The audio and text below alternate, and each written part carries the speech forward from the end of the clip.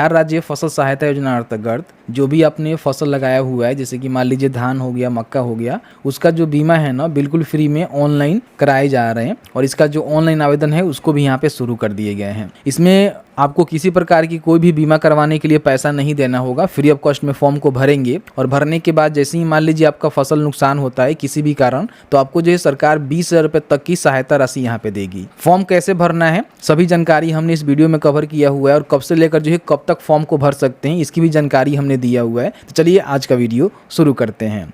यहाँ पे देखेंगे तो बताया गया है कि फसल क्षति होने पर मुआवजा के लिए जिले व फसल चिन्हित कर लिए गए हैं। ठीक है, यहाँ पे विस्तार से जानकारी दी गई है जिसको आपको समझना है। बताया गया है कि बिहार राज्य फसल सहायता योजना के लिए फसलों को अधिसूचित कराते हुए चिन्हित कर लिया गया है। किस जिले में किस फसल की क्षति होने पर फसल सहायता मिलेगी, इसे नोटिफाई भी कर लिया गया है।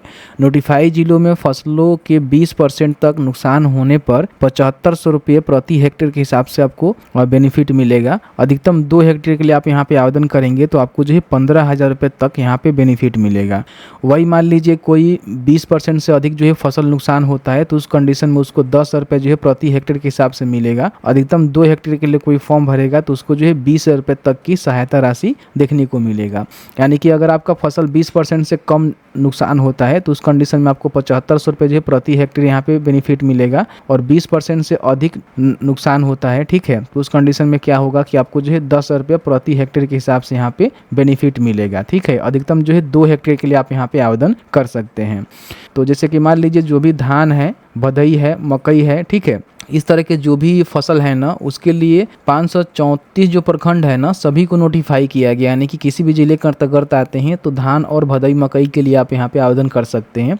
बाकी सोयाबीन के लिए देखेंगे तो बेगूसराय, समस्तीपुर, खगड़िया, अगहनी आलू के लिए पूर्णिया, पूर्वी चंपारण, बंका, कटिहार, गया, भागलपुर, सुपौल, भोजपुर, पश्चिम चंपारण, मधुबनी, पटना और सिवान के लिए नोटिफाई किया गया है। अगहनी बैगन के लिए समस्तीपुर, वैशाली, गया, पूर्वी चंपारण, पश्चिमी चंपारण, कटिहार, पूर्णिया, किशनगंज, सुपौल, बेगूसराय व पटना बंका जिले के लिए अधिसूचित किया गया है। समस्तीपुर, वैशाली, गया, भोजपुर, पटना में अगहनी टमाटर की क्षति होने पर सहायता मिलेगी। अगहनी गोभी को समस्तीपुर, वैशाली, कटिहार, सुपौल, मधुबनी, पूर्वी चंपारण और पश्चिमी चंपारण, मधेपुरा, बंका, किशनगंज, पूर्णिया और बेगूसराय जिले के लिए चिन्हित किया गया है। तो इस तरह से देखेंगे जो भी अलग अलग प्रकार के फसल है उसके लिए यहाँ पे जानकारी दी गई है कि कौन से फसल के लिए कौन से जिले में यहाँ पे आवेदन लिए जाएंगे। अब यहाँ पे हम बात कर लेते हैं कि आपको जो है आवेदन करने का लिंक कहाँ से मिलेगा। उसके लिए आपको जो है easy2net.com पे आना होगा। यहाँ पे फर्स्ट में आपको easy2net.com का ऑफिशियल वेबसाइट देखने को मिलेगा जिसको यहाँ से ओपन करिएगा। यहाँ पे आपको सर्च करना है फसल सहायता, ठीक है, इस तरह से आपको लिखना है फसल सहायता। तो आपके सामने देखेंगे बिहार राज्य फसल सहायता योजना का जो है लिंक यहाँ पे देखने को मिलेगा जिस पे आपको क्लिक करना है। यहाँ पे देखेंगे तो 20 रुपये तक जो है अनुदान यहाँ पे आपको देखने को मिलता है, मतलब कि सहायता राशि देखने को मिलता है।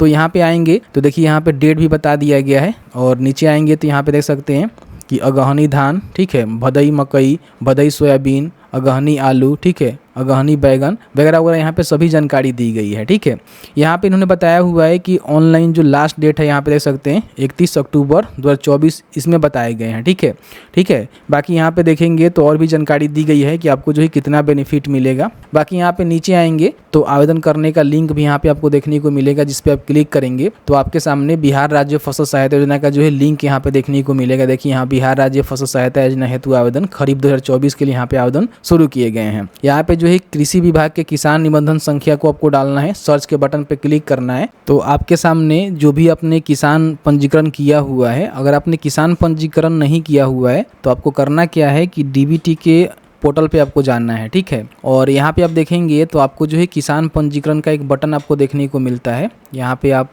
देख सकते हैं, इसको हटाते हैं, यहाँ से ऑनलाइन सेवा में जाएंगे तो यहाँ पे आपको देखने को मिलेगा किसान पंजीकरण। ठीक है, इस पे क्लिक करके अपना जो पंजीकरण है ना आधार कार्ड के माध्यम से कर लेना है। कैसे करना है उसके लिए हमने वीडियो दिया हुआ है, वीडियो को जरूर देख लीजिएगा। ठीक है, तो उसी किसान पंजीकरण संख्या को यहाँ पे डालेंगे तो आपके जो भी डेटा होगा आपके सामने इस तरह से आ जाएगा जिसमें किसान का नाम रहेगा, मोबाइल नंबर रहेगा, बाकी सभी जानकारी यहाँ पे देखने को मिलेगा। यहाँ पे जो भी अपना वार्ड का नाम है वो आपको बताना है कि आप किस वार्ड के अंतर्गत आते हैं, ठीक है। उसके बाद नीचे आएंगे तो ज़मीन की जानकारी आपको देना होगा, जहाँ भी आपने खेती बाड़ी किया हुआ है, जिस पे आप सहायता लेना चाहते हैं, सहायता के लिए आवेदन करना चाहते हैं। यहाँ पे किसान के प्रकार में आपको देखेंगे तो 3 ऑप्शन देखने को मिलेगा। रैयत कृषक का मतलब होता है कि आपके पास खुद का ज़मीन है और उस पर आप खेती बाड़ी करते हैं, तो रैयत कृषक सेलेक्ट करेंगे। अगर आप मान लीजिए किसी का खेत जो है बटाईदार लेकर रोपते हैं तो उस कंडीशन में गैर रैयत कृषक आप यहाँ पे सिलेक्ट करेंगे। और दोनों प्रकार का आपका कंडीशन है, खुद का भी खेत रोपते हैं, किसी का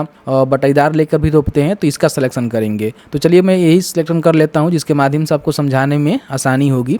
अब यहाँ पे भूमि का प्रकार आपको बताना है कि रैयती भूमि की सबसे पहले आपको जानकारी देना है, जो कि आपके खुद के नाम से है। तो यहाँ पे देखेंगे तो उसका जमाबंदी संख्या आपको यहाँ पे देना होगा, ठीक है। देखेंगे या फिर एलपीसी नंबर से भी आप यहाँ पे सर्च कर सकते हैं। तो जो भी आपके पास है, जैसे कंप्यूटराइज जमाबंदी संख्या आपका जमीन का नहीं निकालने आता है तो यहाँ पे क्लिक करके और जो भी अपना कंप्यूटराइज जमाबंदी नंबर है, जैसे कि यहाँ पे जिला का सिलेक्शन करेंगे, फिर यहाँ पे अंचल का सिलेक्शन करेंगे, प्रोसीड करेंगे, मौजा का सिलेक्शन यहाँ पे कर लेंगे। देखिए यहाँ पे मौजा आपको देखने को मिलेगा। फिर यहाँ पे किससे खोजना चाहते हैं उसकी जानकारी आप यहाँ पे भरेंगे, ठीक है। जैसे कि मैं खाता नंबर से खोजना चाहता हूँ तो यहाँ पे खाता नंबर का सिलेक्शन करके खाता नंबर को डालूंगा, कैप्चा को फिल करूंगा, सर्च के बटन पे क्लिक करूंगा। तो इस तरह से आपके सामने जो भी जमीन की जानकारी है यहाँ पे देखने को मिलेगा। यहाँ पे रैयत का नाम रहेगा, खाता नंबर और जो भी प्रीट संख्या, भाग संख्या आपको देखने को मिलेगा। यहाँ पे देखेंगे तो कंप्यूटराइज जो है जमाबंदी नंबर आपको देखने को मिलता है। तो जो भी जमीन की जानकारी आपको में भरना है कि मेरा जमीन है जिसपे मुझे फसल सहायता करवानी है, तो उसके सामने जो कंप्यूटराइज जमाबंदी नंबर है उसको यहाँ से कॉपी करेंगे, यहाँ पे पेस्ट करना है, जमीन डिटेल्स जोड़े के बटन पे आपको क्लिक करना है। तो इस तरह से आपका ज़मीन की जो जानकारी है यहाँ पे ऐड हो जाएगा।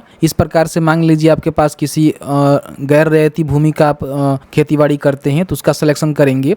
तो यहाँ पे क्या करना है कि अपना जो भी खाता नंबर है जिसको आप बटाईदार लेकर रोपते हैं वो यहाँ पे डाल देना है। पता नहीं है तो जिनसे भी अपने ज़मीन लिया हुआ है उससे पता कर लीजिएगा। यहाँ पे आपको खेसरा नंबर डालना है, थाना संख्या डालना है और रकबा आपको बताना है, ठीक है। और उसको भी आप यहाँ पे इस तरह से जोड़ सकते हैं।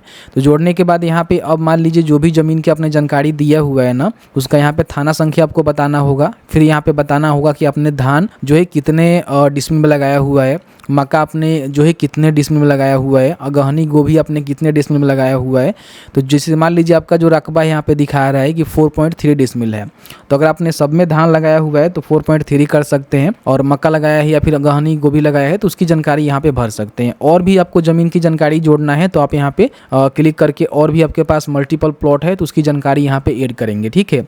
उसकी जानकारी डालने के बाद क्या करना है कि यहाँ पे आपको टिक करना है, और टिक करने के बाद यहाँ पे जो भी कैप्चा नजर आ रहा है इसको आपको फिल करना है। और फिल करने के बाद यहाँ पे देखेंगे तो आपको जो है सुरक्षित करे का एक बटन देखने को मिलेगा, जिस पे आपको क्लिक करना है। तो यहाँ पे जो है फॉर्म को सबमिट करने की हम कोशिश कर रहे हैं, लेकिन यहाँ पे सुरक्षित नहीं हो रहा है, ठीक है। तो कुछ हो सकता है कि टेक्निकल यहाँ पे एरर होगा, तो आप यहाँ पे ट्राई करिएगा। अगर आपका सुरक्षित करे पे क्लिक हो जाता है तो आपको कोई भी डॉक्यूमेंट अभी जमा नहीं करना होता है, केवल यहाँ पे जो है फॉर्म भर के आपको छोड़ देना है होता है, ठीक है।